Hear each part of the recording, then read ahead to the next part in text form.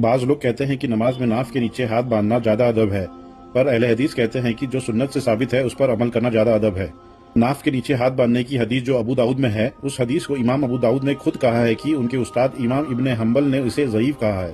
حافظ ابن حجر، امام نووی اور علامہ البانی اور بھی کئی کبار علماء نے اسے ضعیف کہا ہے، اور جو حدیث ضعیف ہے اس پر عمل کرنا صحیح نہیں۔ اسی طرح ہاتھ چھوڑ کر نماز پڑھنے کی بھی کوئی دلیل نبی صلی اللہ علیہ وسلم سے نہیں ملتی۔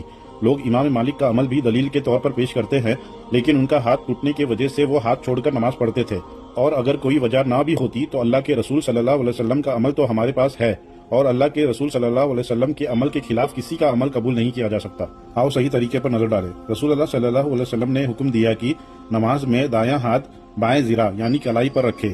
زرہ اس حصے کو کہتے ہیں۔ صحیح بخاری 740۔ وائل بن حجر کہتے ہیں کہ میں نے نبی صلی اللہ علیہ وسلم کے ساتھ نماز پڑھی تو انہوں نے اپنا دایاں ہاتھ بائیں ہاتھ پر اپنے سینے پر رکھا۔ سنن ابو داؤد 759، مسند احمد 18392۔ رسول اللہ صلی اللہ علیہ وسلم اپنا دایاں ہاتھ بائیں ہاتھ پر رکھتے، پھر دونوں کو اپنے سینے پر مضبوطی سے باندھتے۔ البیہقی 230۔ اسی طرح حنفی حضرات اپنی عورتوں کو سینے پر ہاتھ بندھواتے ہیں۔ جب ان کے نزدیک سینے پر ہاتھ باندھنے کی کوئی صحیح حدیث یا دلیل نہیں ہے تو ان کی عورتوں کی نماز کیسے درست ہو سکتی ہے؟